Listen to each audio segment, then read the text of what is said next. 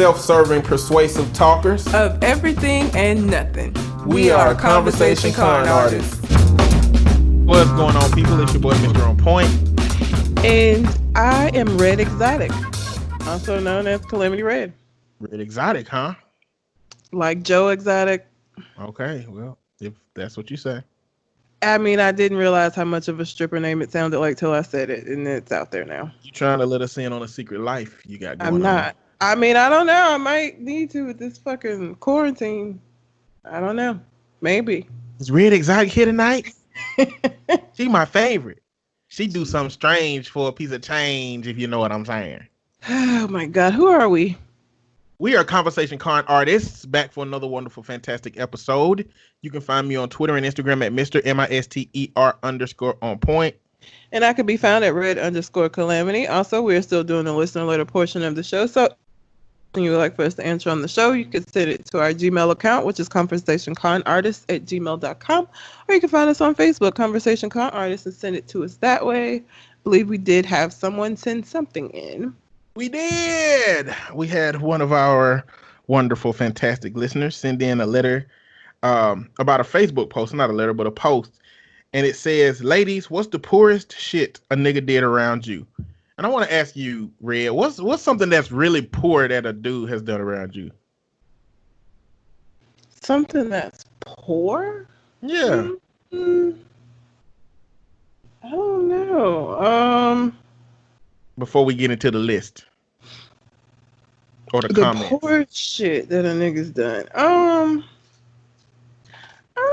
know. Like, I mean, I haven't done a whole ton of dating, and a lot of dating, most of the dating that I've done was in college, and everybody was poor. So, like, we were all doing poor shit, so nothing really stands out. I don't know. And I don't do poor nigga shit, because I either don't do shit or do something how it's supposed to be done. You know what I'm saying? But this just gonna give us some insight to, you know, what's being done out here. So maybe you'll be saved knowing that you don't have these moments. Yeah. All right. Ask me, can he come over because I was sick to make me feel better and couldn't buy no medicine, ginger ale, or nothing? I mean, that's terrible, but that's not like. I mean, I'm expecting some horrific things from a post like this, but that's... Stole my weed. Went in the gas station to get us something to drink and came out with one drink talking about I bought it for both of us. Yes, I was expecting things like that. That's poor shit. Like, what? I had a $20 bill. I had a $20 bill on my dresser, and he acted like he lost $20 in my room to see if I would give it to him. And I had a Snickers next to it, and he took my Snickers. Nigga. Oh, hell no. Asked, can I put $4 or $5 in the tank because he ain't have no change? What? First of all, what year was that? Because $4 or $5 ain't gonna get you too far. Well, right now it'll get you pretty far, but like, I guess it depends on where you live. I guess it depends. If you live around the street from your weed man and Dollar General, then you good. You don't got nowhere else to go. True. I assume this hood living. Yeah. Went out to eat at the China buffet. Soon as we got done, I got you on Friday, bae. What? Damn. Started the meal knowing that he ain't have no money. And ain't said a shit. My thing is not even that, but you didn't say anything. Because what if I was not prepared to fucking pay? Now what we gonna do? You got me on front. Like, nigga, what? How you know I got it? We might be fucked up in the game out here. Stole money out my purse. Then when he went in the bathroom, I looked under his mattress and there was my money. So I stole it back and then left, and I never heard from him after that.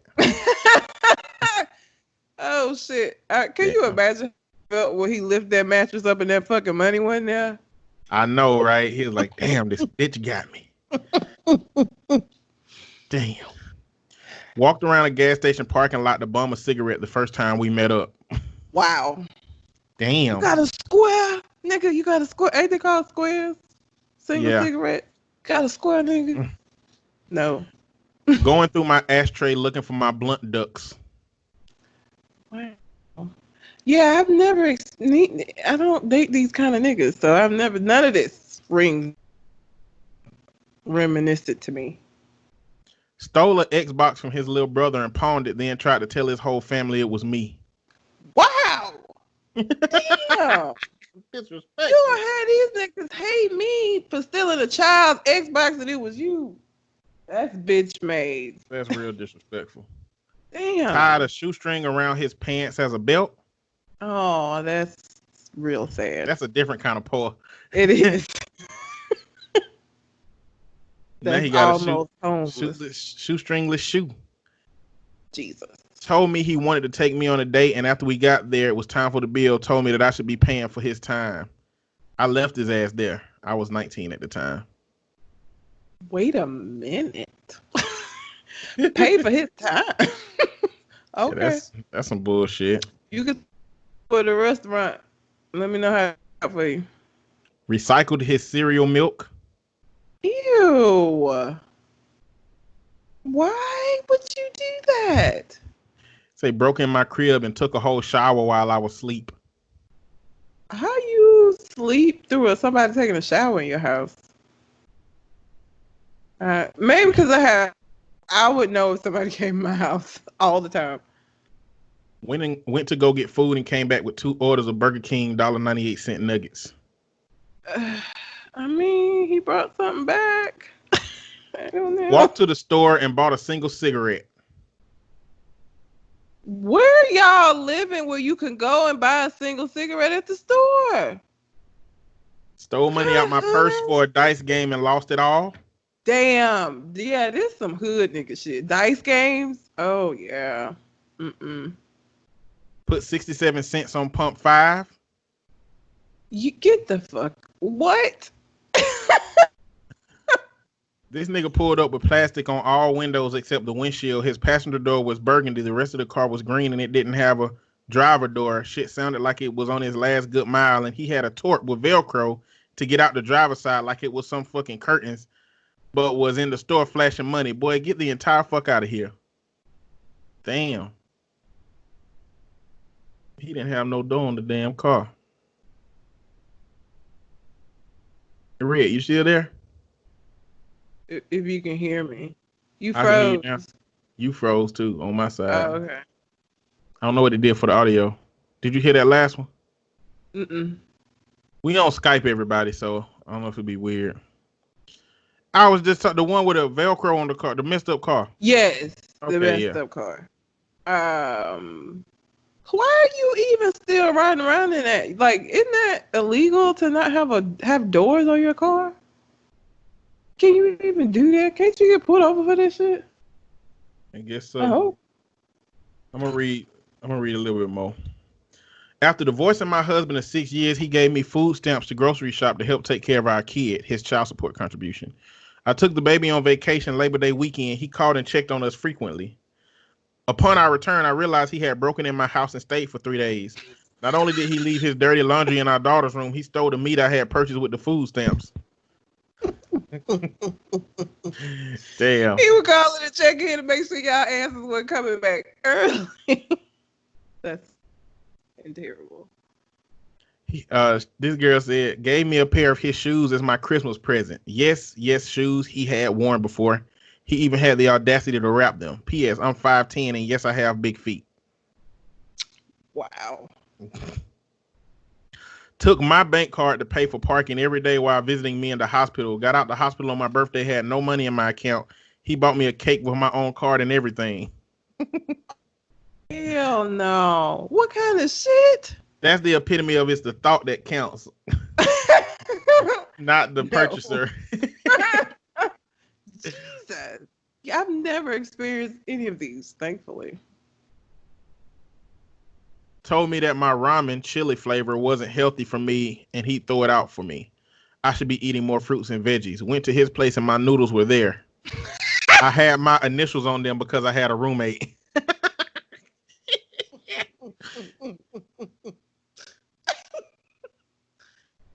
Like, these are a different kind of broke. This that broke where you should not even fucking be that. Like, what are you doing? You got bigger fish to fry. Yeah, you need to figure out life, man, before you're trying to figure out relationships and shit. God damn. Climbed up my 15-foot balcony and broke in my back door and stole my $1,698 paycheck and tried to cash it with my ID and a wig on. My nigga, really? I pulled up, this is another one. I pulled up to his house, and by the looks of the house, I should have known. His mattress was on the floor in the living room. He had a 19-inch box TV sitting on a chair. He was eating spaghetti, and when he finished, said, I got to watch this bowl right quick because my uncle got to eat, and we only have one bowl. I told him I had an emergency and had to leave. Excuse Tree sells bowls. There is no reason why you should not have multiple fucking bowls in your house. You go to Dollar Tree and get bowls. Y'all eating out of one bowl, grown ass man. No, sir. These shits is ridiculous, bro. Like, yes. This one says, took me out to eat and couldn't afford 2 meals, so he watched me eat. It was so uncomfortable, but still better than the sushi date, different guy, where once we were done eating, he told me we had to wait until after midnight to leave because that's when his direct deposit hit. It was 10 p.m. I paid and never spoke to him again. What?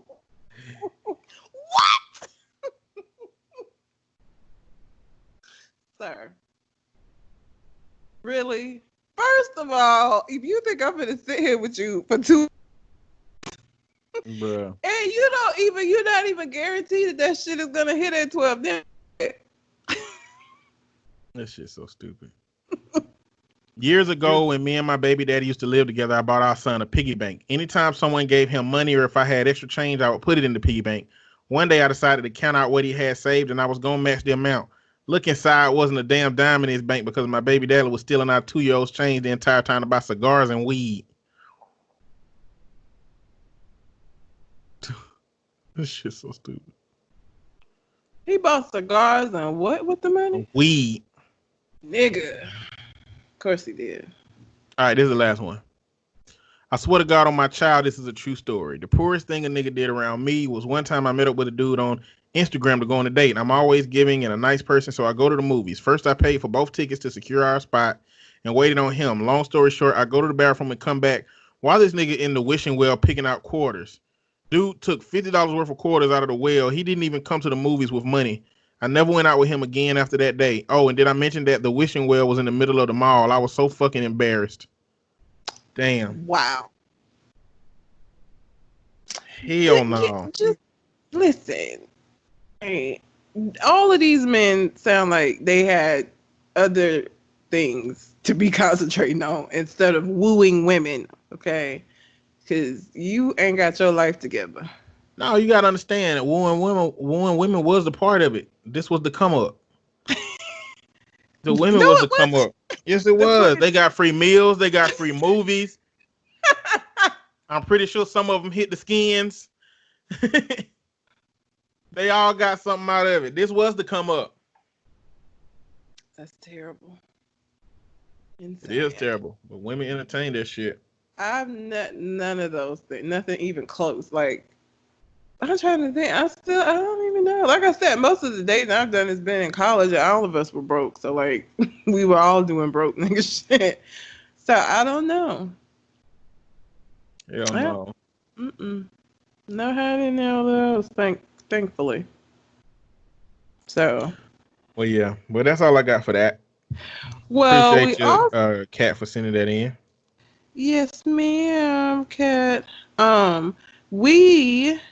So I wanted to go through some scenarios off of this Reddit subgroup called Relationship Advice. Okay. Ooh. Reddit, On Point he hasn't heard any of these stories. Not one.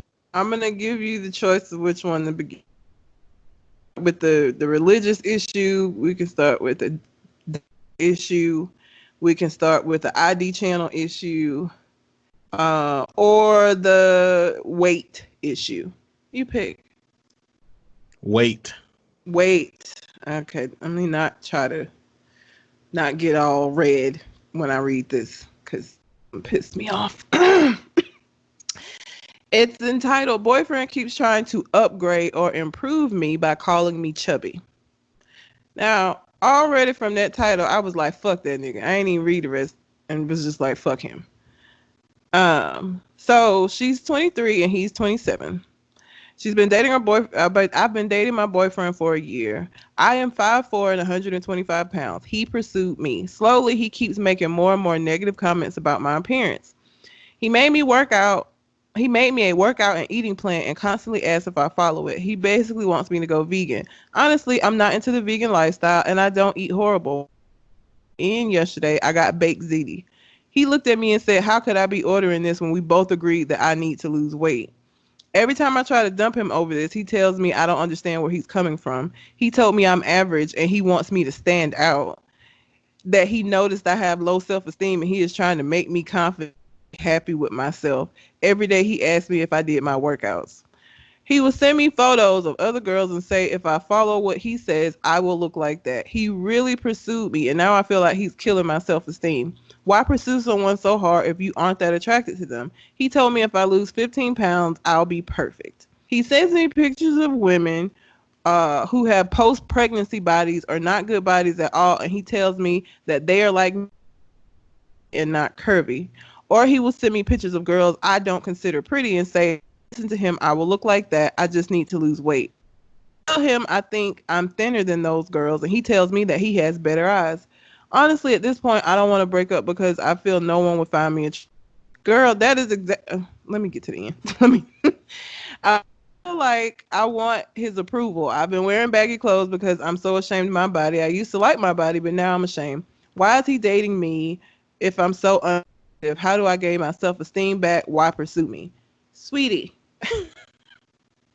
he got exactly what he was setting out to get, which is to make you feel bad about yourself so that you would feel like nobody else would want you. He would have you in a position where you wouldn't want to leave. First of all, the first time this motherfucker called me chubby, it was going to be a problem. We wouldn't even got through all of this. You sending me pictures of other bitches and shit, like none of that. We wouldn't even got there. Okay?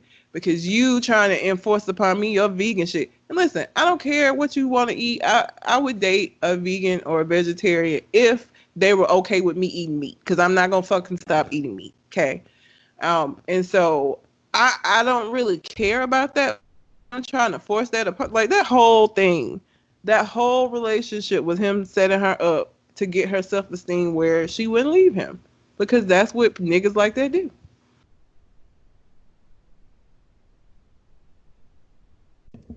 And you are a prime fucking candidate for that shit. Who's a prime candidate? Yes, she is. She is a prime candidate because her self-esteem is compromised to the point that she's allowed those words to like make her feel that way. That's,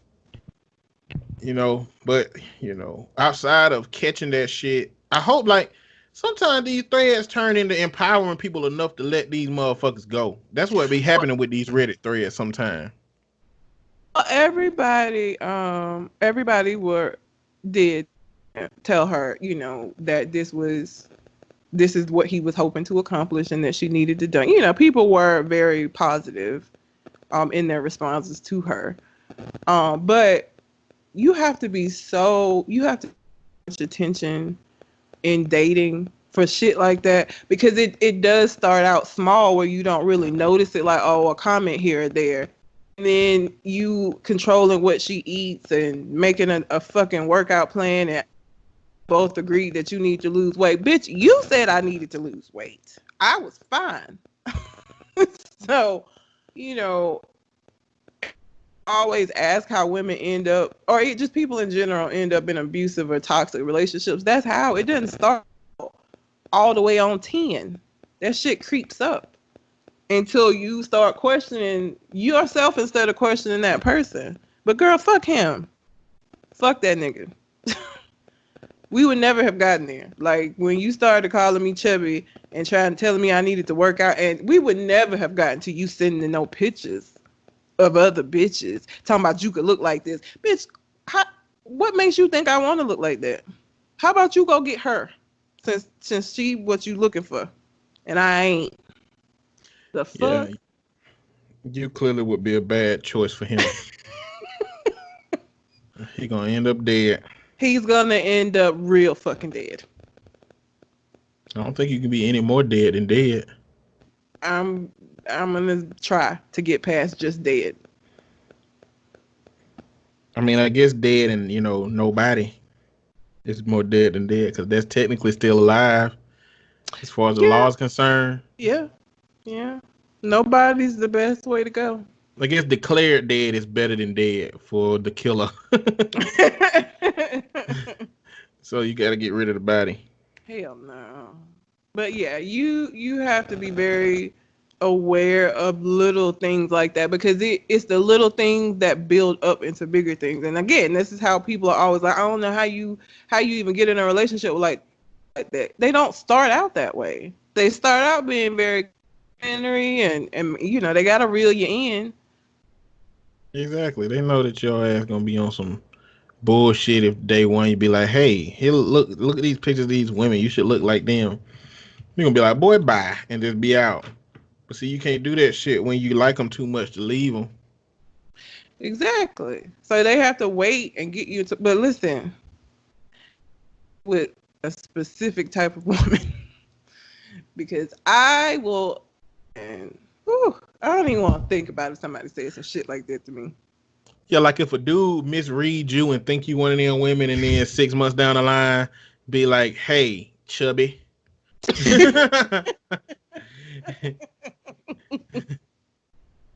He That would be nigga gonna have a bad day.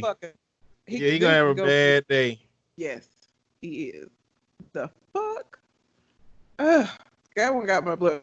But yeah. Let me see.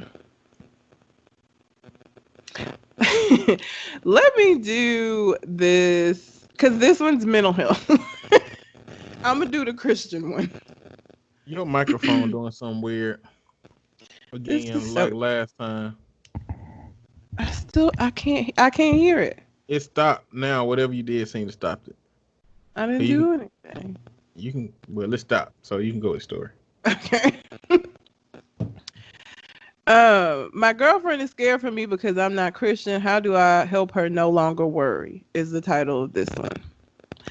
My girlfriend has been raised in a very Christian environment and has Christian beliefs very drilled into her mind. I'm in no way against Christianity and am grateful for what it's done to form an ethical society, but I simply can't make myself into a Christian. I can't just pretend to be Christian either, since I don't believe in the religion. She's scared for me because since she believes in the idea of heaven and hell and such. She thinks I'll end up going to hell for not being Christian, causing her to be in heaven without me.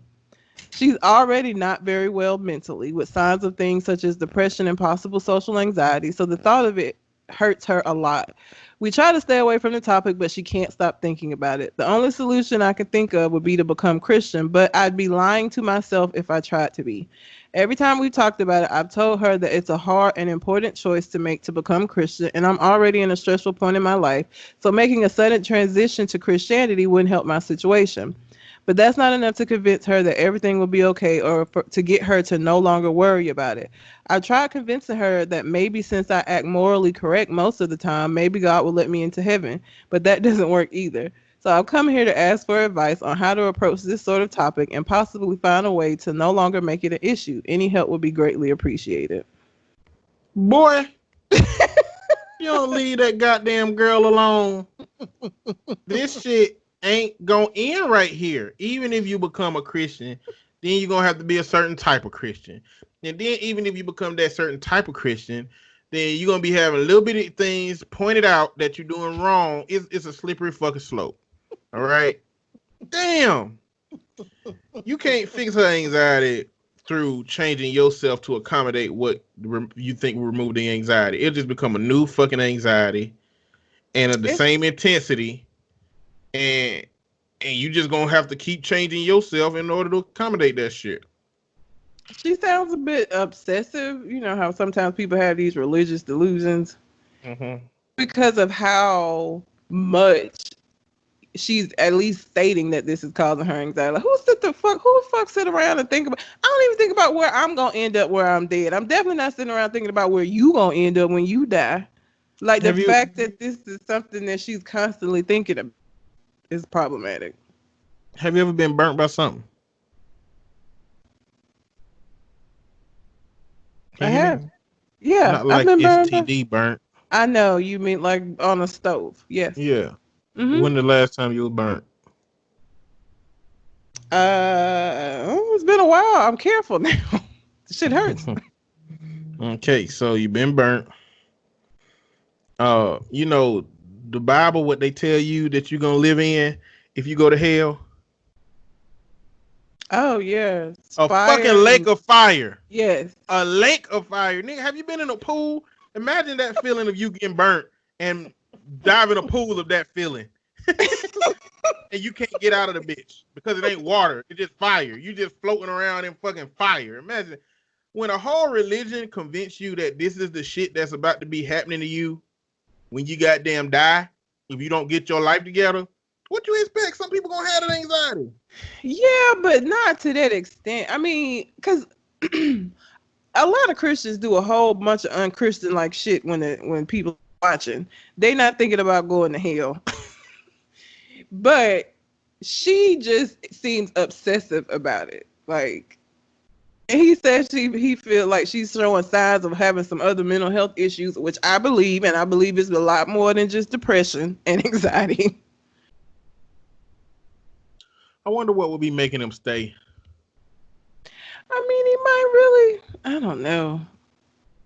Because if he ain't never been a Christian, then that means that this has been an issue for the duration of their relationship, probably. So I don't even know how. I was going to say he love her, but how you even get to a point where that shit ain't annoying enough for you to just be like, fuck this shit. This bitch is crazy. On Tinder and shit, women be like, if you don't love Jesus, swipe left. Like, all right, shit, left, bye. So, like, yeah, how do you get to this point? Let's say they met in Walmart. They like each other, how they look. They exchange numbers. They started texting and started talking to each other. And at what point would you find out that this person don't share the same beliefs you got? The first Sunday after y'all met, because I feel like she either was going to be sitting up in church and ask him about his church experience afterwards, or she was going to invite him to go to church and he was going to have to be like, I don't go to church. The very first Sunday. She's going to say, what church do you go to? You know, motherfuckers that's devoutly Christian believe that everybody just go to church. They don't even consider that you might not go to church. They just be like, what church do you go to? Yeah, not do you go to church. Yeah. No, I don't know. It didn't say last time I was in church but... was at a funeral, goddammit. When is the last time I went to church? Ooh. Because I don't even... Normally I go on Mother's Day with my mom, but I don't even think we went last year. I don't think I've been to church. I don't even know. Because I stopped going for the holidays and shit, so... That's normally when I went, but I don't know. I have no idea. I haven't been in a while. Okay, let's go to now. The ID channel one is not really ID channel, but it's close enough. So the girlfriend has hybristophilia, I think is how you pronounce this. He says, my girlfriend has hybristophilia and it's becoming too much to handle. I don't know how to start this. I just really need advice. My girlfriend had been dating for a few months now and everything started out great. We were liking spending time together and stuff. A few days after our 1 month, she confessed to me that she was diagnosed with hybristophilia. Hybristophilia, if you don't, basically means you're attracted to serial killers and stuff like that. Initially, I was fine with it. She kept it rather private and to herself, and it didn't seem to get in our way. It changed. Ever since quarantine started, it seems to be getting worse. She seems to definitely be attracted to Ed Bundy, and I don't know what to do. We fought every night? Oh, yeah, we fight every night, and all she does is talk about him. She literally reads facts about him, doing this to the whole call, to the point, I don't know what he meant to say here, to the point where she even memorized his entire Wikipedia article verbatim. It's gotten so bad, she confused my birthday with his birthday and accidentally called me Ted a few times. She refuses to say electric chair, and if I say it, she corrects me and says, call it the E slur. It's offensive. She calls him her husband, and she knows I hate it. many times that I don't want to hear talk about Ted Bundy because she more or less fantasizes about him in front of me. She says, just jealous of him. He was a good guy. She seems to think that he was a great guy and just misunderstood. He had a condition and stuff like that. And I just outright say he murdered women. At least one was a minor, and he did stuff with their corpses. She responds by saying, I'm mean and harsh towards him. I don't know what to do with her since I love her, and I fear if I do, it will make her condition worse. But I also don't think it's healthy for her to keep treating this murderer like a saint that did nothing wrong. She forgets about me half the time, and her excuse normally is that she was busy thinking about Ted. I just don't know what to do, and I need advice. Edit, she was diagnosed by a therapist. I emailed that therapist asking if it was just a phase or not, and the therapist said it could go either way. The therapist wasn't supposed to tell you shit. The therapist was not supposed to tell him shit. Look, that man. is disturbing as fuck. It is, man, and that comes from know, somebody that watches ID channel all the time. That's disturbing. You know Ted Bundy. Yes. You know what Ted Bundy did. Yes, I do. Ted Bundy was a charming ass, charismatic dude who used to bust women's head and then have sex with them. That's what he did. After they were dead. He's necrophiliac. He used to do this shit. And there had to be women who saw him and was like, you know what? He's a nice guy. And just like her, like your woman is the perfect candidate for getting her ass murdered by a serial killer. Like perfect. It's ridiculous. But that's what happened. Motherfuckers, this woman. I don't know how long it cut out. It was about 10, 15 seconds. Okay. I don't know what still be recording when it cuts out. Again, everybody, we're on Skype. You know, we social distancing, staying away from each other. So it's going to have some hang-ups and whatnot. Yeah. Sorry. But I was just saying that it's ridiculous, but she is just somebody who going to get got by a serial killer once you meet him. Yeah. And that's a real thing. You had all of the women that were like riding and going up to see, and I think one of them even fucking married Charles Manson. Like there are people that have, I didn't know it had a name. I mean, as it has a name. But there are people that like have that issue. That's fucking creepy and it's weird. And something like that is not something that you're going to be able to like get her to stop doing. So like what you got to ask yourself is this something that you can deal with? Which it doesn't sound like it is. Ain't nothing he gonna say that's gonna like make her be like, oh, stop talking about Ted. You're right. He was a murderer. He's a bad person. Like, you're not gonna convince her of that. She went to fucking therapy and the therapist didn't convince her of that. Like, what the fuck you think you gonna say? Your choice is now whether or not this is somebody, even though you may love her, if this is a quality about her, whether it remains eventually, maybe, possibly, one day goes away, that you can deal with. I'd be worried that she got some. I'd be worried that she got some fucking psychopathic tendency. I worry concerned that she would kill me. Yeah. Yeah, I'd be worried that she gonna be trying to like figure out what it looked like to see somebody suffer. Like, you know what I'm saying? Like, women can't have sex with men after they die, though. No. It ain't women necrophiliacs. I mean, I guess your meat will have to be hard already beforehand, and then when you die, your blood will just have to be stuck there. Or they could commit sex acts on your body. I mean, they could like. But that ain't. I don't think that's sex, though. That's sodomizing. You can sodomize. Sodomy is sex, isn't it? But I mean, if we are making a lateral, Ted Bundy comparison, it was pleasure, sex for pleasure, not sex, not just defiling a body for nothing. He's like, I did kill you, but I'm gonna get my money's worth. It's terrible. This is a bad conversation to have. It is.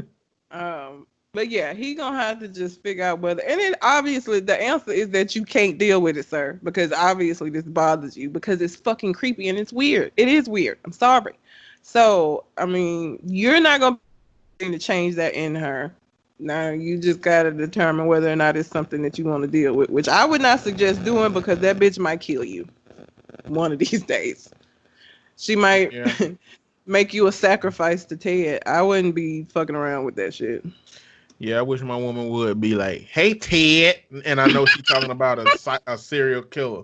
Bitch, if you don't get the fuck on, do it again. Do it one more time. I will pack my shit up, get the fuck out of here, and burn your house down in 2 weekends. I wouldn't do that. That's arson. That's wrong. It is arson. I don't commit crimes that can be traced back to me. Okay, I'm glad you finished that. Okay. Last one. This one is titled "Not a Dog Person." In parentheses, she has "Don't hate me." Hi guys, I recently moved in with my boyfriend, and it has kind of somewhat been awful. He has a 70-pound dog. I never grew up with dogs and never really became a dog person. I really like clean things and calmness and mindfulness, simple type lifestyle. The dog makes the floors so dirty, slobbers all over the place, really, really smells, and jumps and pants aggressively while I'm eating. Aside from this, my boyfriend treats the dog like a baby. The dog has to eat what we're having, has to come to bed with us. He will give the dog 100 kisses and hugs before bed, more than he does me. He talks to the dog in a baby voice that really makes me cringe for some reason. I honestly care about the dog, but the whole situation makes me really moody. I feel awful, but when he talks to the dog in this baby voice, it makes me feel uncomfortable for some reason. The dog is super needy. Whenever on me and pants and barks. I feel awful saying all of this on here, but I'm not sure what I should do. Will I end up growing to be okay with all of this, or do you think I'm just not a dog person? Girl, this is not about being a dog person or not, because I am a dog person and I love dogs. Well, I love my dogs sometimes. And all of that shit that she just described, no. I have dogs. If I met a guy and that's what he was doing with his dog, no. No. That's too much. That's too fucking much. It's too much. What's going on in his life? Like, what kind of childhood did he have for this shit? I don't kissing know. up on dogs. Maybe he had sex with his dog when he was a kid. Like the other story. Yeah, get the dog humping on him a little bit. He got a little excited. Stop. That's fucking weird. Listen, there's a difference between being a dog and being crazy. Okay?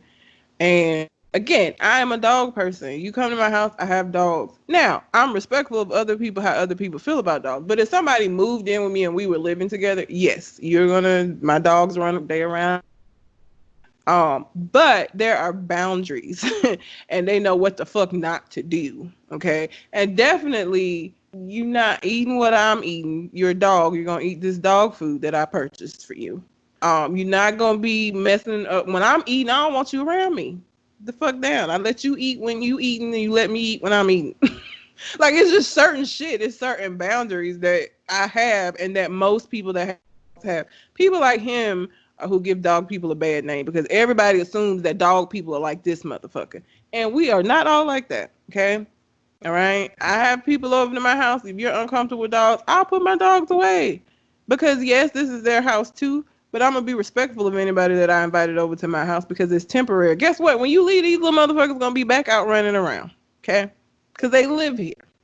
You don't live here. So for an hour they need to be put away. I don't mind doing that for somebody that's uncomfortable with dogs or whatever. And Remy is the friendliest fucking dog on the planet. So like he's annoying. Okay, he annoys me. He's needy. I love him. He's annoying. That's too much. And no, the question of am I gonna get used? No, you're not gonna get used to that. You're gonna get more and more annoyed. Okay, it's gonna get worse. You need to leave him. You need to leave him and just wait for him to let him find somebody who him and that person can have an orgy with their dog if they want to. Because that shit is ridiculous. It's very ridiculous.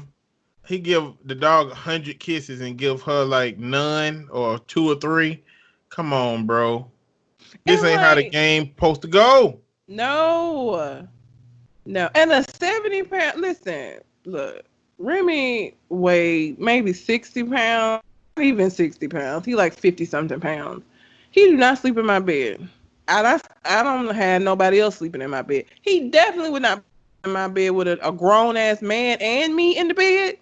You know how cramped that shit would be? How hot it would be with a fucking 70-pound dog, a grown ass man, and me? No. No, no. Absolutely not. That is crazy. Leave him alone, girl. Run. He is crazy. He's fucking crazy. These are hilarious, and I would not mind doing this again because the Reddit continuously has writing stories and asking for advice. So this was fun and hilarious going through them. There were some more that were really good, but I know I needed to cull it down, so I didn't pick a bunch. But that's it. If you have a question you would like for us to answer on the show, you can send it to our Gmail account, which is conversationartist@gmail.com, or you can find us on Facebook, Conversation Con Artist, and send it to us that way. Let's see. What do I want? Okay, let me tell a personal story first. Because I like to tell these stories so that men who may not understand how difficult it is, because you don't have to, you're not a woman, so you don't have to deal with bullshit. How sometimes it's just real fucked up. So I've moved into a house. Okay, I have a yard now that I have to get cut. And my cousin has a lawn care service. So I just have him come and cut it, and I pay him. And so he came to cut my grass this week. And my neighbor has trimmed a tree in his yard and put all of the limbs in my yard to where my cousin couldn't cut that section of grass because it's so much fucking debris. Okay. When my cousin was cutting the grass, there's a nosy neighbor that lives across the street, this little old white man that's retired. And he like flagged my cousin down and was like, hey, you need to tell her that guy's been putting stuff in that yard, since before she moved in, and she, needs to say something to him and all of this. So my cousin was like, either I'm going to drag that shit over in his yard, but you know what? Before I drag that shit over in his yard, I'm going to let you talk to him first. Now, keep in mind, this is the cousin that stabbed someone. So we try to keep him calm. So I was like, I got it. I'm talking to him. Don't worry about it. So I went. Now, this is I thought he was a single black man. I don't ever see nobody else. So I was waiting for him to get home. I'm already like, I don't want to have to walk over here. I'm a woman that lives alone. I don't really want to go over here because I don't know this nigga. And I don't know how he going to respond to me coming over here telling him he need to move this shit out of my yard. Like, I don't know how this is going to go. So I'm already uncomfortable just in. So I go over. And I catch him when he like pulls up because I don't know his name. I know his name now. And I was like, hey, excuse me. And he's like, hey, what's up? And I was like, I had my yard cut. And the person that did my lawn service noticed that you had put some limbs in my yard. And, I was wondering when they were going to be moved. And he was like, oh, yeah. I figured you was going to say something about that. Then why the fuck did you do it, sir? He was like, yeah, I called the people and they supposed to been came, but they ain't came and got it. Now, what you have to understand is when over here, we pay like, I think it's quarterly for trash service. They come get your trash, okay? You have anything bigger than that, you have to call them to have them come out and get it, and you have to pay extra for that. And so the reason he had been putting shit in my yard before I moved into this house was because the realty people have been like, whenever something was in the yard, because obviously they're trying to get somebody to rent the house, they would move the shit, because it was hurting. And I guess no, it's pretty obvious that it came from his. They knew. I don't know if they said something to him or not, but he was like, yeah, so I'm gonna call them back, and get on that, because I'm gonna get that. I want to get that moved out of your yard. Why would you put it in my yard? So I didn't go back and forth with him, but just the that I had to go over to this, and so he does have apparently a woman that lives with him. I ain't never seen her before up until this past weekend. I finally saw her. Shit is still in my yard. Okay, and we're recording this on the Monday night. Still there. So my next step is to have my cousin just come move the shit over and put it back in his yard. I don't really want him to go interact with the guy because I don't know how that would end up. And I really don't want to be responsible. Be like, who the fuck you is, nigga? Look, I'm just gonna bring these furniture, man. Shut the fuck up. Then he gonna turn into Stabby McStabs. These stabs. Hi, my name is Stabby McStabby Stabs. Looking for some stabs? I got them. Right, left, right, left, right, left. Dual stabs. I'm trying to avoid that, so I just want him to come move the stuff. I don't want him to interact with the guy. And like I feel like I'm in a position of like I live here by myself, and so I don't want to create an enemy out of this neighbor because this is a grown man. I don't know what the fuck. Listen, this is a niggerish nigga. Okay, he smoked out, just black lip, red eyes. When he got out of his truck, he had a black in his. Okay. So I already, when I saw that, because I had never seen him before. This is my first time. And when I saw him, I was like, it would be a nigga. Damn, why do I? Shit. Man, you gotta get the stick. Gotta get the stick. Yeah. What do you mean? Get the stick. Get the stick on him. I don't know what that means. That's new rap for a gun. Oh, okay. I thought it was get the strap. That's 50 Cent. Oh, okay. I don't know. That's 50 Cent. Get the strap. Yeah, that's 50 Cent shit. But yeah, you know, like new I rappers feel like use stick. Gotta put the stick in the box. Okay. Well, I don't have a stick yet. I'm working on that. But you know, I feel like if my cousin lived here or if a man lived here and he had seen a man coming and going, I don't feel like he would have did it. I don't. Why is that always your answer to shit? What? Why is a man coming around is always the answer to your shit? Well, all your problems would be if a man was around here, I wouldn't have these problems. No, not all of my problems, but I do believe You try to get our ass to come over there and get macheted up by the goddamn Jamaican. First of all, y'all don't have any proof that man had a machete. Okay, with him, he was interested in me. So having a man because I told him I was in a relationship, but then he never saw anybody, so he figured I was a liar. That's why that would have been helpful. This would have been helpful because I feel like men like him see women stuff, they feel like they can do shit. Like, I don't think he wouldn't have put that shit in your yard. If you lived in his house and he had been seeing you coming and going, I do not think he would have put shit in your yard because you look imposing, even though you're not. You look like it. That's enough for me. That's plenty. Looking like our fucking nigga up is all you need, really. Unless you meet a nigga that will fuck you up. If you meet a nigga that will fuck you up, then you looking like you'll fuck him up ain't enough. Because he going to start doing shit and he going to be able to tell real quick, oh, he ain't about it. But see, I don't even have that. So that's why I say that I feel like it wouldn't have happened. Or if my cousin was going to go over there. But the dude wasn't at home the morning my cousin cut my grass. And two, he was like, I know you got to live here. So I'm trying to give you a chance to handle it. But if I come back over here and this shit is still in your yard. You going to come back and that nigga going to be on that pile that he got down put in your house. You just gonna walk up and see a smoked out black and mild behind the ear ass nigga laying there. Your cousin gonna have the shrug shoulders, goddamn. I don't know what happened. He didn't win. He didn't win the battle. Now he finna get took out like the trash.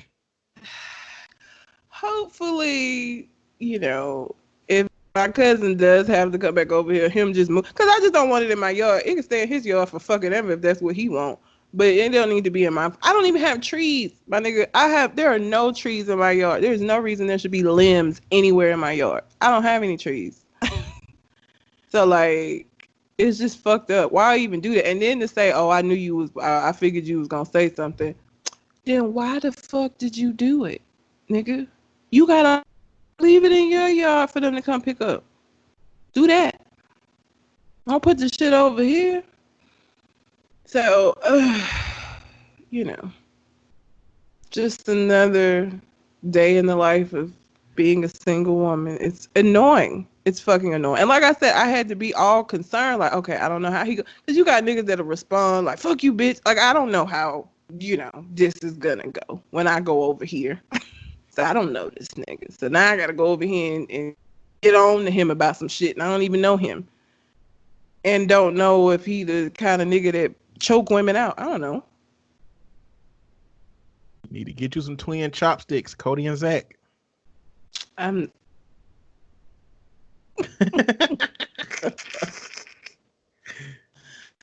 I can't stand you. Okay, so I just wanted to talk about that. So I guess for anybody, I'm gonna tell you what's going on with me. Oh, okay. Okay. Oh yeah, you had go ahead. We got a pandemic going on. God damn it, coronavirus is fucking running rampant out here, fucking people up, and my lease ended 2 days ago. So I'm supposed to be out of my apartment 2 days ago. So around the time that COVID-19 came in, I'm supposed to be packing up and moving and shit. So I'm going to buy boxes, going to get it storage, setting up with movers, going to the stores. Like, I'm doing a whole bunch of shit that you ain't supposed to be goddamn doing right now. And all I want to do is be sitting down, playing some fucking games, streaming some fucking videos, or looking at fucking TikTok and Instagram until my fucking heart desires. That's what I want to be doing. But I can't because I'm moving. And it's just been really irritating.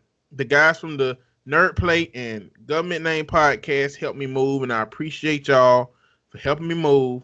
But I'm out here. I've noticed with this shit going on how fucking paranoid I'm got, man. I guess I'm supposed to be. But it's like somebody was coming out of Office Depot while I should have been going in the Office Depot. And I'm like, what if they breathing out air meet my breathing in air and now I fucking get sick and die? I ain't gonna go in. So I let them come all the way fucking out. And then I go. When I'm walking past people who are walking past me, who walk past, I close my mouth and hold my breath. Turn my head to the right if they on my left, and turn my head to the left if they on my right. You know what I'm saying? Like, what the heck? Like, this shit. And the reality is, I don't want to be here. I'm at Lowe's because I got to get an extension cord because the place that my deep freezer is in don't reach the cord or the plug outlet where it's supposed to be. But y'all motherfuckers in here, I don't know what y'all in here for. I feel like y'all better be in here for a goddamn reason. If I got to be here, y'all better not be fucking frolicking around in here looking for some goddamn activities to do. What you buying plants for?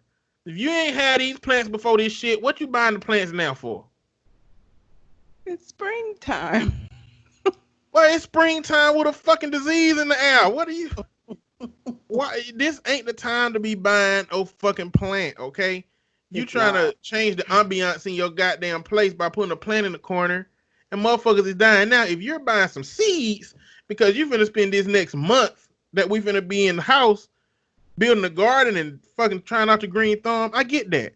But there's some people in there that's doing some shit that ain't got nothing to do with nothing because they don't believe that this shit is real. And I'm out here looking like they dumbass. And that was the most irritating part. To the lay person, I just look like a nigga that don't care. And I really want to be at home, man. So that's what I've been doing. It's been irritating. I'm almost done. Fuck the world. I had a COVID-19 scare. I forgot about it. Well, I didn't forget about it, but I was off work all last week because I was sick with symptoms that very much sounded like the COVID-19. And so it take 3 to 4 fucking days for you to find out if you got that shit, bro. I got the test on Tuesday and I couldn't go back to work till I got my results. And so I'm sitting in here this whole time like, do I got this shit? If I got this shit, it's going to be like another 2 weeks. And I live by myself. And what if this shit get worse? I'm going to have to call a fucking ambulance to come and take me because I ain't got nobody that live close enough that could come and get me. Well, then I got my cousin. But then if he don't, like, I'm just going down this road of like, oh shit, this is finna be horrible. Thankfully I got a negative test and I just had a really, really bad upper respiratory infection that I'm still getting over. But hearing that I did not, let me tell you something about that negative result. I got energy and I have been dead as fuck the whole week. When that lady said your test was negative, I was like, oh bitch, okay. Shit, I got something I can deal with. Let's go. Let's do this. I'm good. Thought you was finna die. I didn't know what the He fuck was was finna going kick the on. bucket. Like, that was the worst week ever. So, like, it's real. People need to. It's real. It's real. It's really real. And my nigga, I could not go back to where my boss was like, "Oh no, ma'am. When you get your test results, holler back at me."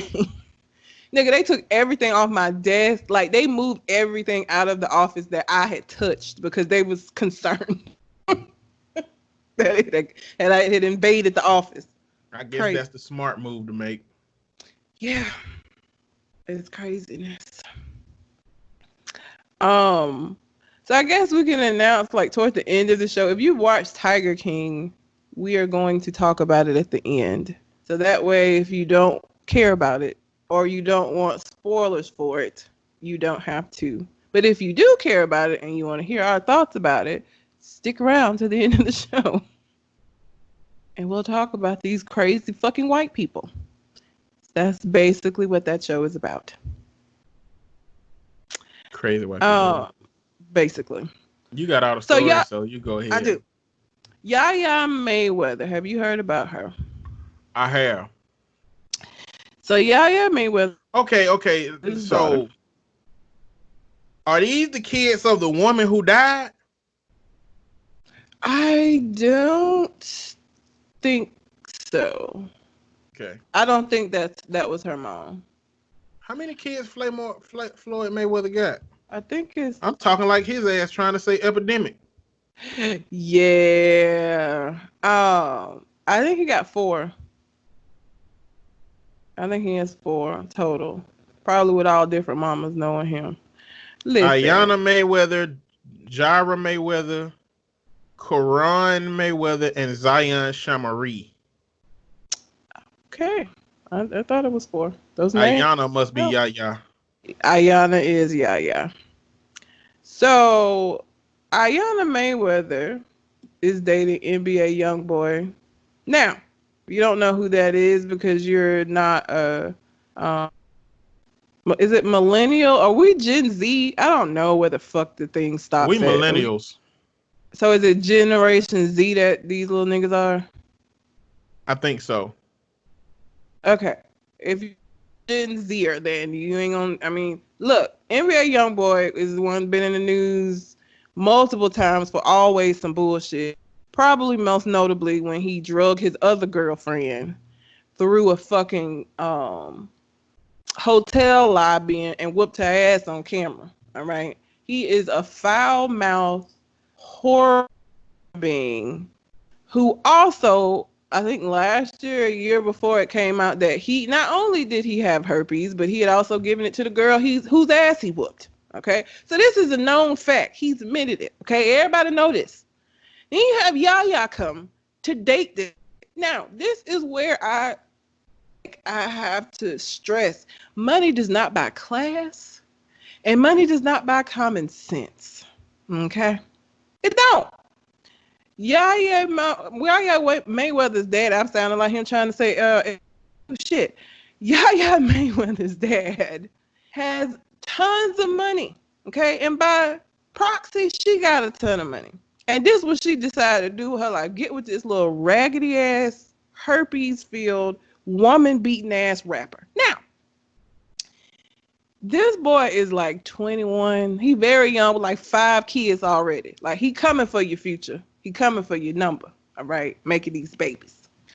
And apparently, and he's just an ain't shit ass hood ass nigga who still fucking around with all of his baby mamas. So apparently, what happened is Yaya went over to his house, and one of the baby mamas was at the house, and they got into it. Yaya's dumbass stabbed the baby mama twice. So now she looking at charges behind this shit. And it just, people, look, you have got to be careful about how you raise your kids. Okay, dads, if you are in their life, then you need to be, what you put into your child is what you get back out. That's what it is. The fact that she would even talk to somebody like this, given what everybody knows, And I kept expecting like Floyd to like step in at some point or be like not approving of it, but I never saw that shit. And now she looking at some time for stabbing a bitch over this raggedy nigga. I don't understand. Man, that shit's stupid. It's so dumb. It is. I don't even know what to so- say, man. I don't even know why people like NBA YoungBoy at all. I don't know. I mean, I don't get it. he ain't doing nothing but messing up, causing problems, creating issues for himself. He gonna be a part of an issue that's too big to recover from. Yeah. I mean, why would you even like? You're NBA YoungBoy. You literally don't have to call anybody your girlfriend. You could just have sex with whoever you want to, or just be in an open relationship with whoever will be in the one with you. Just do what Drake doing. Drake out here just fucking hoes. Yeah. If you gonna do that, like I just don't get it. And that says a lot about her and what she feels like she's worth and what she feels like there is no fucking way that I would see this shit, that video of him beating that other girl and be like, that's the nigga for me. I want him. You know how niggas be. Baby, I done changed. Did it That freeze? ain't me. No. It must have froze. I can still hear you. Hello? Can you hear me? Hello? Jen. It froze for a long time. I can still hear you. Oh. Yeah. Okay. I mean, I don't know what it's doing as far as recording. Everybody, we on Skype. You on Skype. Oh. But yeah, that says a lot about how she feel about herself. There's no way I would have watched that video of him whooping somebody's ass and be like, I'm gonna be with him. I don't know, man. I don't know. And it ain't even money. With the other girl, Jayla, whatever it started with a J, she didn't have anything. And so being with him afforded her this lifestyle. Yaya Mayweather don't have that excuse.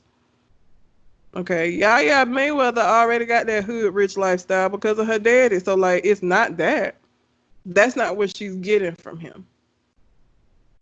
And whatever she's getting from him, she felt like it was, good enough for her to go stab a bitch. Like, girl, what? Over this nigga? No, ma'am. I don't think it ain't about the dude. You know what I'm saying? It's about her lack of coping mechanisms. It wouldn't have mattered if it was NBA YoungBoy. It would have been NBA broke nigga from the hood. If she would have walked to his house and a woman would have been there and she had whatever she had with her to stab him up, they was getting stabbed up. She didn't have that when she took. I mean, she just went to the kitchen in his house and got 2 knives and stabbed the girl with them. At least she got that it wasn't premeditated. She got that going for her. There's nobody thought she was capable of the shit. Well, she is. And so now she finna, facing these charges. And they were saying that the wounds that the girl had were life-threatening. I don't know how true that is, but you better hope that bitch don't die, ma'am. Because if she die, ain't enough money in the world gonna get you out of a murder rap, sweetie. Not enough. Your dad ain't got enough money. And he ain't a likable person either. Like, it ain't even like dad is somebody that could, like, off of the face of his own character help you out. Your dad jackass too. Apparently, NBA YoungBoy said about Floyd Mayweather's that's Yaya's bitch ass daddy. Wow. So I wonder if Floyd Mayweather is really like about that life, or if he really can just fight. Like, would he start beef with somebody like that's a thug and follow it up, potentially risking, getting into some shit? Or what? Was he the one that had beef with T.I. over Tiny? Was that him? That was him, wasn't it? Yeah. They beefing about Tiny, which is like, oh, why Miss Piggy? All right. He was the one fucking up. Like, Floyd Mayweather didn't T.I. Floyd Mayweather didn't come pick her up. She went to meet that man. whatever Yeah. restaurant they was in. But you know, he still didn't bring no beef to nobody. I mean, I guess everybody know don't go try to put no hands on Floyd Mayweather. He can't read, but he can fight. Them He the best can't fighters. say epidemic, but he can fight. Can't say epidemic. Spell it. At all. Oh, That shit's Jesus. stupid, man. It's I very don't get stupid. it. I hate to see her throwing her life away because that's exactly. And guess what?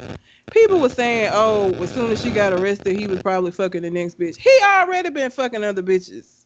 There is nothing about what I have seen of this little boy that would make me think that why he been with her is just been her. That's not what he just going about his days like he was going about them already.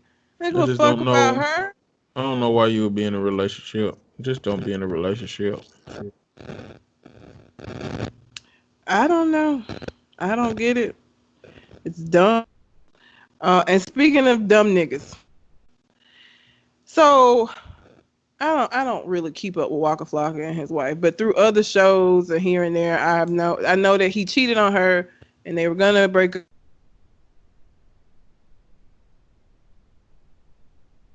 He is saying, and this is what ain't shit niggas do, that him cheating on her made her a better person. He made her better. He said that? Yes, he did. They have a show apparently. I don't watch their show, but apparently they have a show and they're having couples therapy. And during couples therapy on the show, he said, he believes that his cheating made Tammy a beast. I actually made her meaner. She had no idea what she was up against. It could have made her or broke her. It made her even better than what I thought. I helped her. Bitch, you helped her by cheating on her? The fact that because she didn't like break all the way down and just crack the fuck up, you helped her become a stronger person. And so you want a hand clap? Round of applause, I guess. Wasn't that his song? Was that his song? Round of applause. Maybe make that ass clap. The only thing I know about Waka Flocka is how to spell his name, and that may not be even right. I think he had a song called Round of Applause. Anyway, listen, that's some ain't shit nigga shit. Instead of you being apologetic, instead of you like recognizing like, damn, I fucked up, but this woman has decided to stay with me, you are gonna take credit for the strength that she has and say you got it because she got it because of you being a bitch. Are you crazy? And this is why I would not be with a nigga. This so like niggas like this would never ever ever ever ever ever ever want to talk to me ever. There's no way. Because she should have left. She should have left, and I'm sure she's probably right now thinking, damn, I should have fucking left this nigga because he ain't shit. She should have left. He has not changed. For him to even be saying that, whether he was, I don't think he was joking, but even if he was joking, to say that knowing that was a very hurtful situation for this woman that you supposedly love, fuck out of my face. Like, whoo, I can't stand the ain't shit ass nigga. That just, you got to demand better. You have to demand better. You cannot be allowing shit like this. Like, there's no, It made her better. I helped her. Bitch, I'm about to help you. He believes it, though.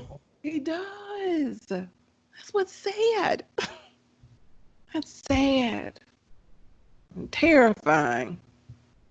Like, if somebody goes through something negative and they're able to come out of it and be a better person or make a positive out of it, that does not make the thing that they went through a good fucking thing. It just means something fucked up happened and I overcame that shit.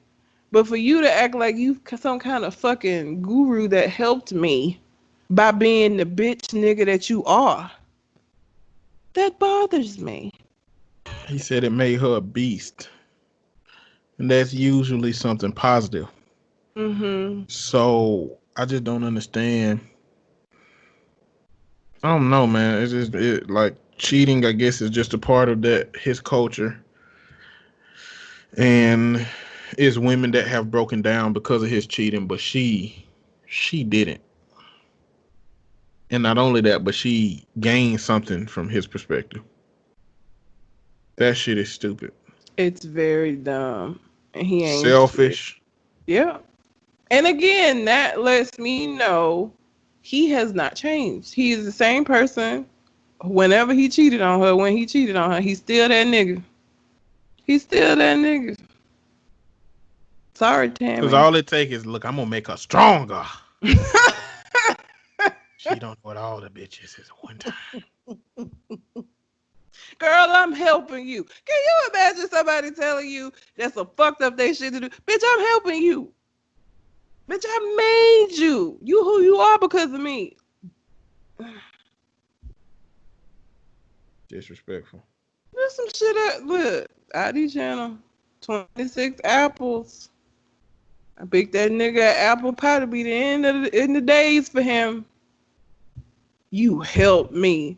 Bitch, nigga, instead of you being grateful that she, let me not go into my red rant. Let me not do that.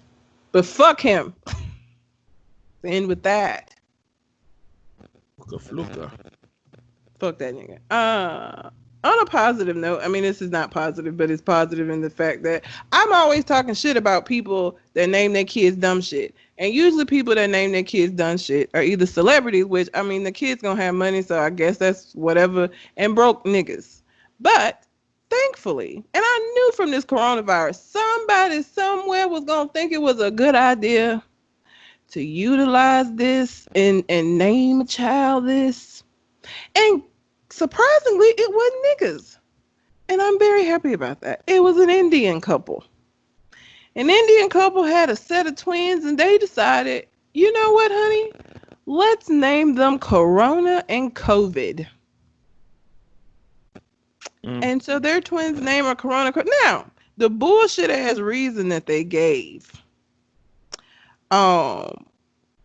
was to always remind the children of what what they can overcome, and this bullshit. Don't do that, okay? Because that is going to come from the lessons that you teach them, not the fucking names that you give them. Okay, you can name them Corona and COVID, and they can grow up to be some goddamn serial killers. Okay, naming them that don't mean shit. They actually be living up to their name if they did that. This COVID-19 is fucking niggas up. Oh my God. Like, I'm just glad it wasn't black folks. And I'm sure it's somebody black that's gonna do this, but we weren't in the news for doing it first. It was an Indian couple. And I'll take that. Even though I know somebody else. And twins. 2-for-1 special. And Corona, it's probably some other people named Corona just because of the beer. But COVID, you really gonna name your child after a fucking disease? Naming them after beer ain't so great either. So like the other Coronas before coronavirus is still fucked up. But like COVID, you name this little nigga COVID. He gotta go around his whole life with COVID. When they learn about this shit, this will be in history books. This little nigga, that's where your name came from, nigga. They gonna be calling him the disease. Don't touch him. You gonna catch it. Like, you know how mean kids are. Why would you do this? And don't think that it's different because this is an Indian couple. Even if they live in India, kids is assholes all over the world. Okay, because kids have not learned how their actions impact people outside of themselves. They look assholes and they say mean shit. It don't matter what country it is. It's fucked up. But they weren't black. So I'll take it. I mean, it's stupid. I know I'm saying that about everything tonight, but it's stupid. It don't make sense. But people can do what they want to do, name their children what they want to, and motherfuckers flex that shit today. They did. Corona and COVID. God bless those two. They're gonna need it.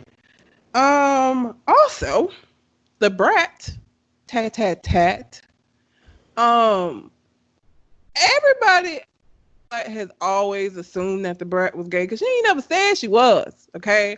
And she ain't never outwardly dated no woman. It's kind of like with the Queen Latifah thing. Like Queen Latifah, still to this day, I don't think she said that she is a lesbian. She got a whole wife and a child with the lady, or maybe a girlfriend and a baby. I don't know.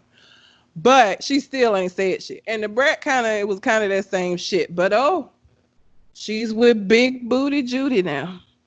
And that is actually this lady's name, or her stage name, or her name, or her celebrity name.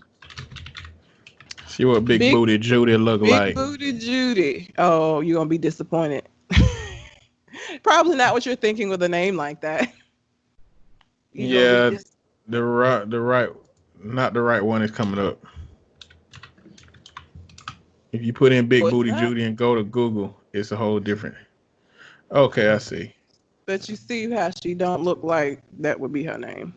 I think of Big Booty Judy, and I think she's gonna look like Meg the Stallion or some shit, not like what she looks like, but whatever. I don't think that. You thought she was gonna look like what she looked like? I didn't think she was gonna look like a star, Big Booty Judy. That name is so generic. It is. It's generic. I wouldn't think that. She bought her, was it a rose? So Brett had a birthday apparently recently, and Big Booty Judy bought her a very expensive car. Big Booty Judy got money like that? It's a Rolls Royce or a Bentley. Bentley, it was a Bentley. Okay, I knew it was an expensive car. I can't remember which kind. I don't even know what Big Booty Judy do, and I'm sure people listening are probably yelling at the whatever you listening to this on. She does this. I have no fucking idea what she does. I don't know. I've heard her name before. I've seen her name on like Shade Room and shit. But like I don't know what she do or who she is. But she the brand new boo thing. And so now, Brad is openly, at the very least, I mean, she could be bisexual still, or she may be a lesbian. I don't know. She like women to some extent. Or she likes Big Booty Judy. Maybe that, I don't know. Her name is Jessica Dupart. And apparently she is an Instagram celebrity. Oh, nigga. Her estimated worth... that Bentley, she leased that Bentley. No, her estimated worth in 2019 was $1 to $5 million approximately. What the fuck does she do on Instagram, nigga? What am I doing wrong? Wait a minute. I have no idea. She is best known as an entrepreneur. She's behind the hair product company Kaleidoscope Hair Products. Never she started heard in of 2014. She has more than 850,000 followers on her Instagram. So she, I guess, Kaleidoscope Hair. And listen, I'm not saying never heard of it. Like I know everything, but I had a hair YouTube channel and I do hair shit and was into hair shit, and I've never heard of Kaleidoscope Beauty. So that doesn't mean that it's not a relevant company. I'm just saying I ain't never heard of it. So I don't know, but they're together now. It's the first time that Brett has been open in public with any relationship, whether it was a man or with a woman, just in general. Like everybody's always speculated just because of the way she chooses to dress and her being the aggressive rat. She she was like the young M.A. of the 90s. So, I guess good for her. I don't know. I don't really give a fuck either way. I mean, she can do what she want to do. She grown. She can do what she want to do. She's grown. And I mean, hopefully this is a good thing for the both of them. I don't know anything about Judy. Okay. I don't know what kind of person she is. So I don't know if she's, whatever. I don't know. But they together. So there's that. Just in case you didn't know. Did I have anything else before we talk about Tiger King? I didn't really want to talk about anything COVID-19, but this pissed me off. A man in New York hid his COVID-19 symptoms in order to deliver his newborn child, and now his wife is infected. I would whoop his fucking ass. You hear me? Not while COVID whooping your ass. Not while COVID is whooping my butt. As soon as I got better. You mean to tell me, and I get that you don't want to miss the birth of your child, all right? I get that shit. But you are putting not only me at risk, that baby ain't got no goddamn immune system at all. At all, sir. And you in here with your COVID-19 knowing that you was sick and shit. And you still gonna bring your raggedy ass. Listen, when I got better, oh Jesus. You didn't put all of us at risk. The baby included. Babies ain't got no immune system, sir. You know if we can't fight this shit off with our old asses and immune system that done been through some things. This baby brand new, okay, fresh out the womb. And you in here with breathing your COVID germs and shit. The fuck is wrong with you? A lot of things people are missing right now, okay? It's a lot of things, a lot of birthdays that happen. Kids can't go to prom, okay? It's a lot of shit. All of March Madness got called off, okay? It's a lot of things that have been missed out because of this epidemic that we ain't gonna be able to get back. And it's fucked up. It is, sir. But goddamn, all right? This was not the way for you to go about that. It wasn't. Fucked up. Now your wife is sick, and you already are a lot more susceptible to shit after giving birth because basically you've been wired up to fucking push out a human. And now I gotta try to recover from birth while having COVID-19 because your bitch ass. Listen, no. But this one of the moments where you finna get left, boy. If I recover from this shit, I'm either gonna kill you or leave you, motherfucker. Like, why would you put us at risk? Like, you knew you had symptoms. And so what happened is, he knew he had symptoms. Then when the wife started showing symptoms, he wanted to speak up and say, oh, yeah. Bitch, what? You hadn't what? Oh, no. And he knew he had it, or he just knew he had symptoms? He knew he had symptoms and didn't say a goddamn thing because he knew that they weren't gonna let him in the delivery room, so he said nothing. You didn't put us all at risk, dummy. You gonna watch the baby be delivered just for it to die later of COVID-19 because his daddy is an idiot? Is that what you want, fool? Listen, people, this shit is okay.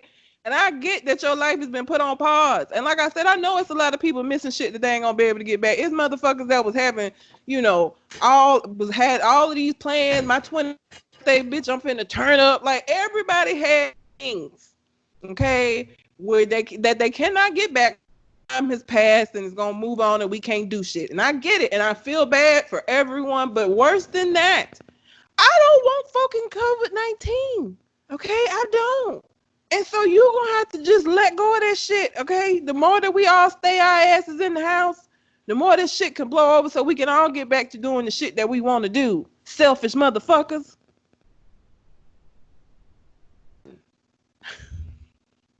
Bruh, I read a post that said the sun hit different when it's illegal.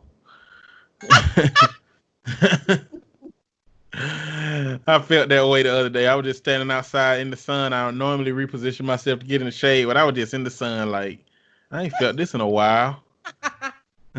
Feel different. Feel like I'm getting energy from it. Nigga, when this shit is over and these quarantines it's gonna be people just out to be. When I tell you crime is gonna jump, it's just gonna be out getting in the shit. I'm almost scared for this shit to get lifted, to be honest, because the ratchetness and the ridiculous shit that's about to happen when niggas can leave their homes and not have to worry about getting in trouble for that shit. Oh, it's gonna be so uncouth. Ooh, it's gonna be terrible. Yeah. A lot of raggedy shit gonna happen. But yeah, people, look, everybody's suffering. Everybody's not able to do the things that they want to do. Some more than others. Okay, I'm not gonna sit up here. I wasn't no big person. I didn't give a fuck about prom in high school, but I know people that do care, and I know that sucks. You know, there's people that ain't even get to walk and graduate and shit. I get it. It sucks. But you know what sucks worse? Dying. You still wouldn't walk if you get this and die. Okay? You wouldn't be dancing at prom unless there's a heavenly one. Stay your asses home. And that's all I have for the stories for this week. Well, I ain't had no stories because I've been fucking moving with this stupid ass shit going on. So I just been having to come. I had to come back here just to get this shit done.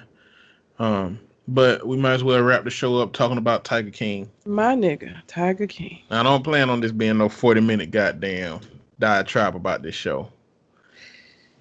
I'm gonna let you lead it then, cause I'll get ridiculous. So you lead. Let me just say something about Netflix docuseries. Netflix has really, really got a good ass, really good model for creating something that take you 6 hours to watch that you could read in 30 minutes. And you know what? They motherfuckers watch the shit out of it. Yes. Tiger King is, before I watched it, I asked what it was to some people. My brother was like, it's a show about cats, big cats. And I'm like, okay.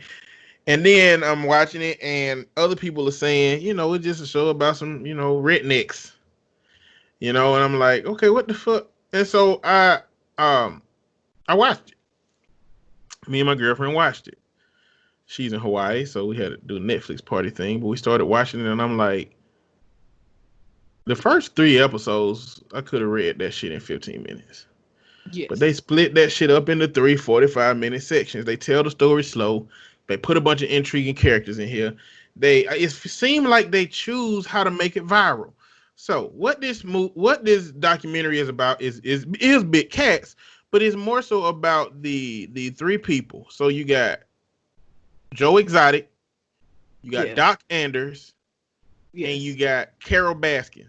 All 3 of these run some kind of wildlife camp or zoo or sanctuary, whatever you want to call it. But it's a place where they have tigers and they take care of them. And they're all competition by nature. In some ways, they help each other. But for the most part, this was about Joe Exotic and how much he hates Carol Baskin. Because Carol Baskin been trying to get his shit shut down. Even though Carol Baskin does the exact same shit. The only difference is she does it under the pretense of it being this sanctuary instead of it being like a zoo where people could it's the same shit to me. They do the same shit. It's like Carol convinced herself that what she's doing is saving tigers. It was lions, tigers, panthers, it was all kind of big cats. She's convinced herself that she's saving them and that Joe and Doc Anders are exploiting them, even though she got the same people coming. The thing about this show is that Carol is a fucking diabolical genius. She is, and she's a psychopath. She is a fucking psychopath, but she is the genius of the show. I mean, the way Carol carried on in the show, the things that she gotten away with, the way that she set up her agency, the way that she done went after Joe's mama, everybody who was involved, she is a fucking diabolical genius. They fucked with the wrong one.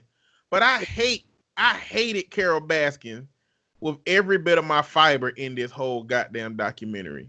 Yes, she seemed like somebody who was acting smug enough to have gotten away with a bunch of shit. Including a motherfucking murder. So Joe Exotic is just this very charismatic white dude with the mulletest of mullets that I've never seen. It's a horribly cut mullet, but I mean, it's his thing. It's like the mullet part is dyed blonde, but because it's a mullet, his fucking brown hair growing out from the side. So it's like a blonde top mullet with brown hair growing on the side. It's like he got to get a ball shave on his mullet and dye that part. And when his hair start growing back to regular color, now he got like a fucking two-tone mullet. Now, the thing about Netflix is they know what to hold back. They know what not to tell you, right? Because you're hearing the story, and they keep it back from you, and you see this dude, American Eagle, pistol toting, and seeing tigers jumping up at him, and he like playing with him and stuff, and then boom, he's gay. Like they knew that wasn't gonna be some shit we expected from his persona, because he don't look, and I think this is fucked up. He don't look gay until they say he gay. Like he don't seem gay at first watching it, but when they say it, it's like everything changed. He start looking and acting gay now, and I know that's like not politically correct. Clearly he was. I'm just saying. I noticed it before they like he just the whole flamboyant way that, and I mean he could have just been a flamboyant ass man, but it was like redneck flamboyant is different than the flamboyant I'm used to. So I just thought that because white men don't have to worry about how they perceive when they act like that. True. The white community ain't as harsh on the gays as black people is on the gays. So I just didn't even look at it like that. But even if I did notice it like that, if I started watching it now before that and saw it, it's probably my eyes too. I started looking for little things that, verified that he is that stereotypical version of gay. And so one part of all of these things okay, he's gay. He's got a husband on this show. He has two husbands. No. As the show continues, they talk about him gaining another husband. And they had a 3-way wedding. They did. Now, this is the kicker. The other two dudes are actually straight. They're gay for pay. Let me tell you how Joe Exotic asked Travis. Yeah. Or Trevor. Travis. He asked Travis, which was the new dude that came, if he was gay. He said, when you're watching, he said, do you watch porn? Travis said, yeah. He said, when you watch porn, do you like it when the dude with the little meat is having sex with her, or the guy with the big meat is having sex with her? He was like, the guy with the big meat. And he said, well, you looking at the same thing I'm looking at. Boom, now I'm gay. I didn't know. Had no idea until that fucking riddle came about my life. I like meats now.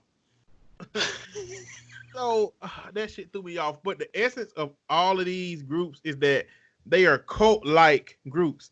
So Joe got like a small cult sex club with them guys because he's, enticing these young guys with money and things. He just buying a bunch of shit and weed, all kind of shit. They take the meat for it. And Doc Anders, he really grooms young teenage girls. He does. To come work for him, and then he make them change their name. He make them get boob jobs. He make them change everything about themselves. Because they originally introduced his partners by the names that he gave them, but you don't know that he gave them these names. So I'm just like, okay, whatever. That's weird. Her name is China, but whatever. So then you find out he changed all these bitches' names. He changed all their names into some bullshit, and they allowed it. And one of the girls that left, that's no longer with him, said that basically the way he does this is he has these people come. They're very young. They're like 18, 19 years old. And the only way they have horrible circumstances working at his park or whatever it is. They're sleeping in places where there's roaches and shit. And so the only way for you to come up out of that and have better living accommodations is to Doc Anders. So then they get involved with him, and so then they get to sleep in a better place. Okay, they each got a little house and shit. But she's the one that left said that he still works them the same way he works all of the rest of them. And he set up a boob job for her without asking her. And she was like, I didn't think I could say no, so I just went and had the boob job. But The good thing, plus is I actually got the rest for 3 days while I was recovering from the surgery. Excuse me?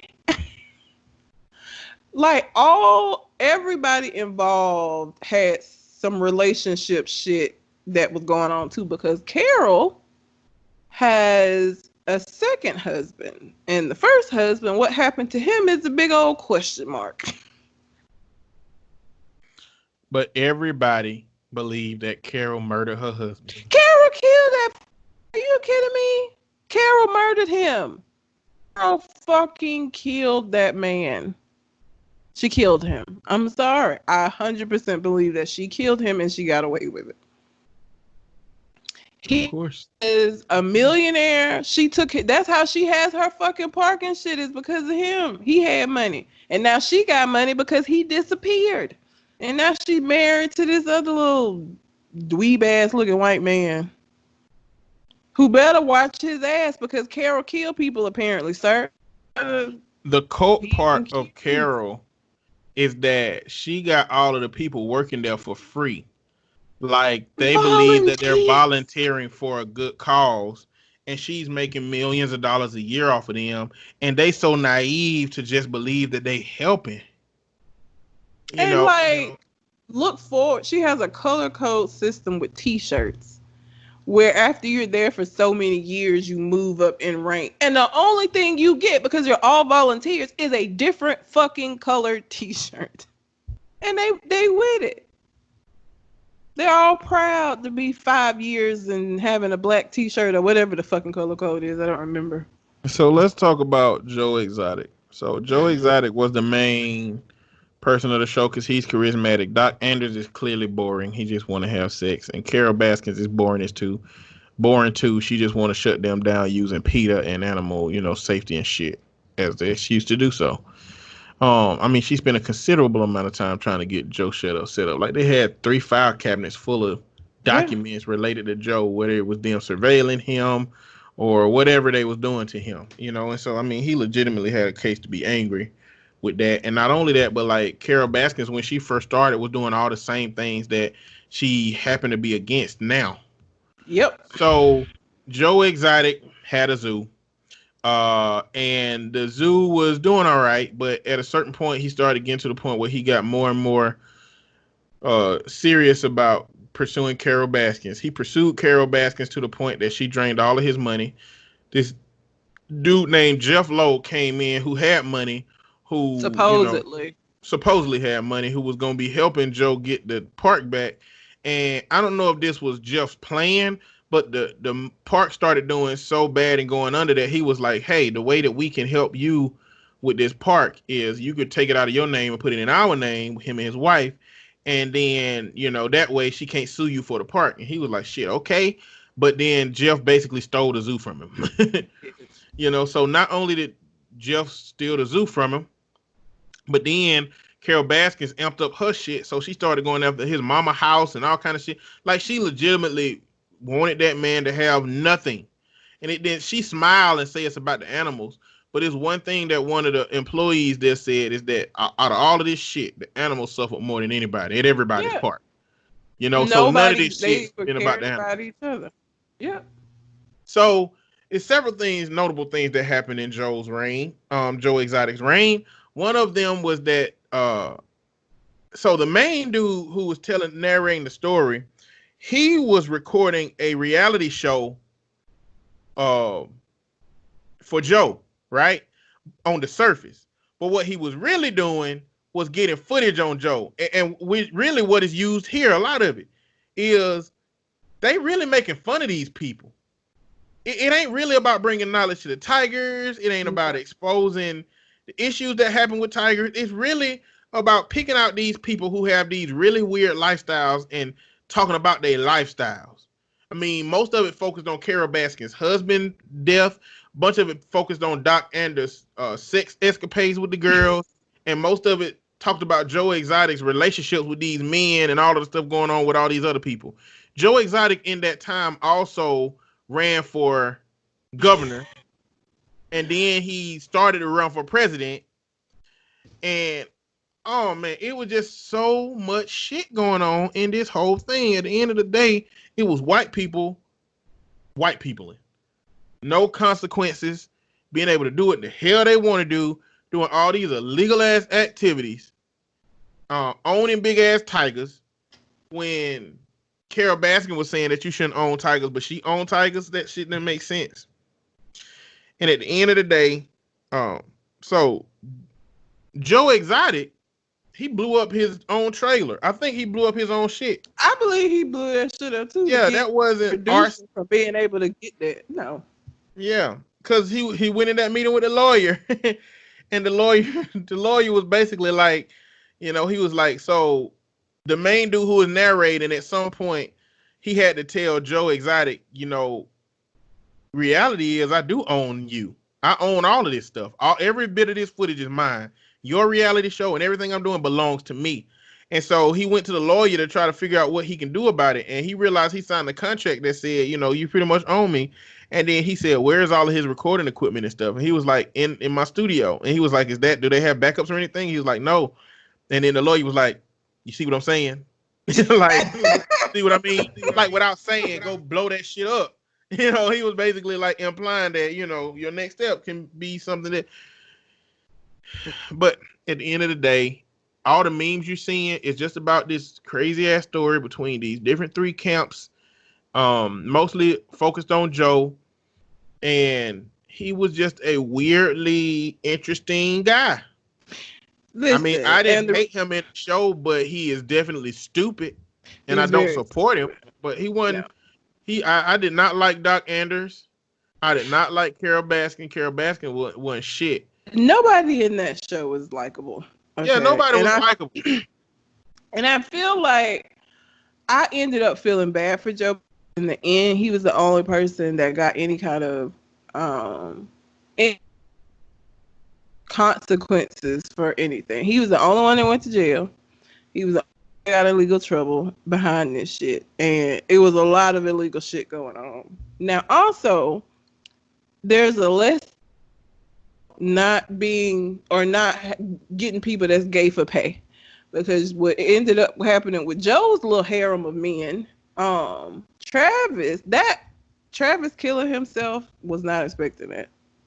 Was not expecting. Me either. I was like, what the fuck? All of the spoilers I done seen for Tiger King, that part was not expected at all. Like, because he was just playing with a gun. He said, you can't kill yourself with a Ruger if you don't have a clip in it. And then he was like, see? And apparently gets shot himself. But that's what I don't know. Did he know that you could shoot yourself and did it on purpose because he was trickling down to it? Or did he really believe that you can't shoot yourself if you shoot a Ruger without a clip in it? And he did it. He was a gun enthusiast. And so I don't believe that was accidental. I think he was very unhappy because he was the youngest of Joe's two husbands. And he wasn't even allowed to leave the fucking compound. Like, he basically was, I won't even say a prisoner because he could have left. He was a prisoner of his vices. That's what I would say. Because Joe was supplying him with weed. Joe was giving him money to buy all these guns, and he could just be high and not do shit all day. And he could have left at any time, but leaving would have meant he had to leave that behind. And so he became so unhappy that I think he committed suicide. It was a crazy way in which he did it, but that's what I think. And the other husband was actually both Travis and the other dude, I think his name was John, were fucking women at the zoo the whole time. And the other husband, John, got one of the girls pregnant and ran off with her. And so then Joe, 2 months after Travis killed himself, got married again to another little young man who I think Joe had found somebody that was actually gay. Just gay for pay. Damn. That fucking shit was crazy. Like, it's just a show about a bunch of crazy fucked up white people. It also shows you what white people can get away with in America. Because if this was about niggas, it wouldn't have even been no 6 episodes. Okay, this would never have been allowed to happen. Not at all. Not at all. This is just white people in just in a different capacity, man. It's crazy. That fucking Netflix, because Abducted in Plain Sight was on Netflix. This was on Netflix. Netflix has been. They do have a formula for like, cause like you're watching it and it's stupid, but the way that it ends, you want to see what I wanted to see what ended up happening with Joe. And I was very upset about the ending because he was the only one who I felt like got punished, and they all deserved to be punished because they were all fucked up people. Yeah. And I don't agree. So I don't know. It is what it is. That shit was crazy. It's a crazy fucking documentary. So it was pretty crazy. It was. So if you haven't seen it, even with us talking about it, don't think that we've like watching it is still like, what in the fuck? Like seeing how flamboyant Joe is and some of the shit that he says and like how much he had hatred. He was making videos raping, well, not raping, but sodomizing Carol Baskin in the mouth with the dildo. He had, well, not her. He had like a blow up doll. He found a lookalike for her because he was also a country singer apparently. And had this lookalike in a music video. Bruh, that was not his fucking voice. I don't know who the fuck he was paying for that shit, but that was not that nigga singing at all. I don't give a goddamn what nobody say. That was not his voice. That whoever was singing that shit can sing like a motherfucker. And Joe's voice ain't that. Joe's voice is not one that make no goddamn sense. Hell no. When he sang the song at Travis's funeral, which I thought was just tasteless and just don't sound like that when he sing. You know what that man said about Travis at the funeral? He was like, you know, anytime I would be sad, he would just come on over and I put my balls on his face. No, he would put his balls on my face. Oh yeah, like I'm like, what? This at the funeral? In front of his mama, who knew he wasn't gay. Oh my God. Joe was so inappropriate. Oh. It was crazy.